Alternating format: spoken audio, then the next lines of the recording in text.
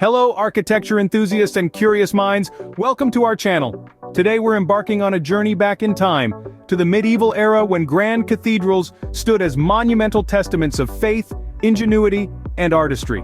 These awe-inspiring edifices, born of an age steeped in religious fervor and economic prosperity, are a fascinating study in architectural innovation and symbolic expression.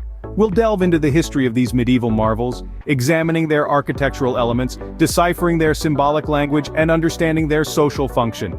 Each stone, each stained glass window, each towering spire has a tale to tell, a testament to the human spirit's resilience and creativity in an era of profound transformation. So buckle up as we take a journey back to medieval times, immersing ourselves in an age when faith moved mountains and human genius carved cathedrals out of them. Let's begin. Picture this: Europe in the 12th century, a time of religious fervor and economic prosperity. As faith and fortune intertwined, the seeds were sown for an architectural revolution that would transform the skyline of cities across the continent. Cathedrals, towering monuments of devotion and ingenuity, began to rise amid the bustling medieval life. These weren't just works of a few inspired individuals.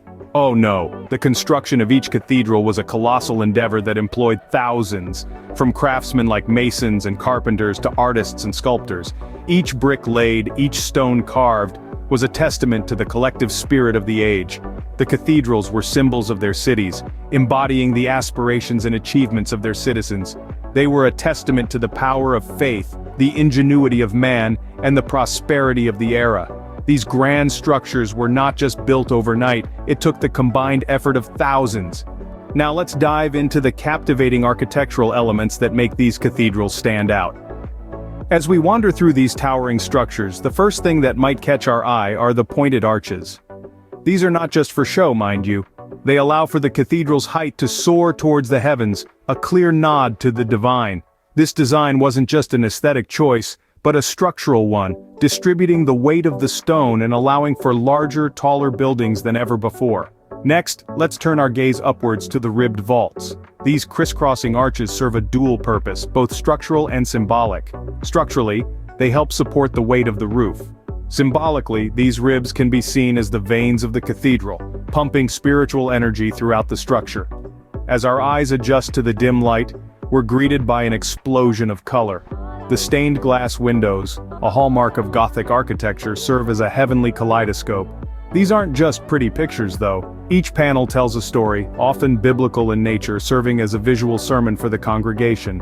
They were a clever way to educate the largely illiterate population of the time about the teachings of the church. And let's not forget the gargoyles. These often grotesque creatures, perched high above, serve as rainwater spouts. But they have a dual purpose. They are also believed to ward off evil spirits, a stone guardian watching over the cathedral and its patrons.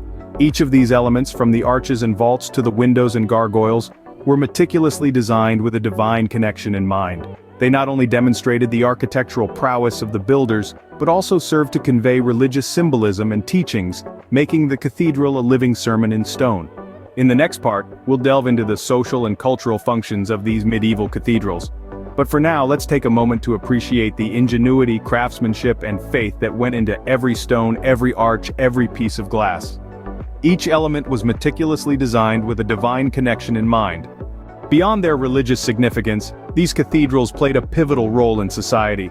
They were not just grand structures that touched the sky with their lofty spires. They were the nerve center of medieval cities, the vibrant hub where life, in all its myriad forms, took place. Imagine, if you will, the cathedral as an open book. Its towering walls and intricate carvings were a tangible narrative, telling stories of faith, of saints, and of biblical lore. But they were also spaces of learning, teeming with scholars and intellectuals.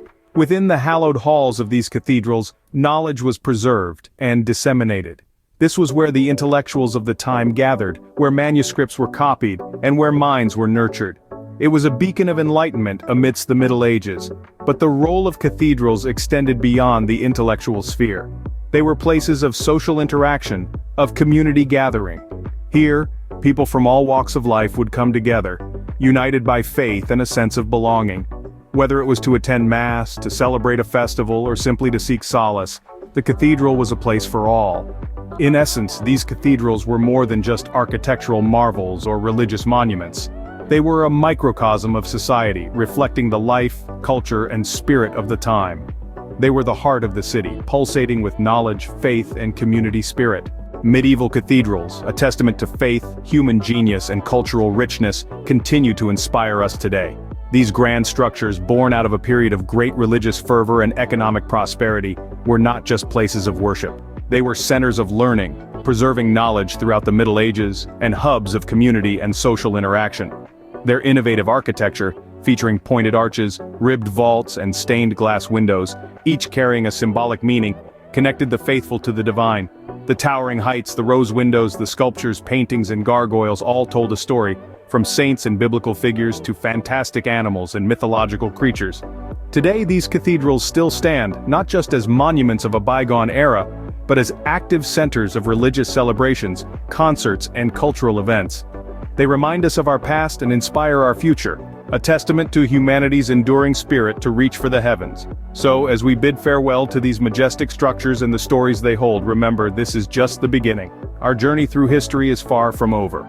Join us tomorrow at 7 p.m. as we venture further back in time, exploring more fascinating chapters of our shared past.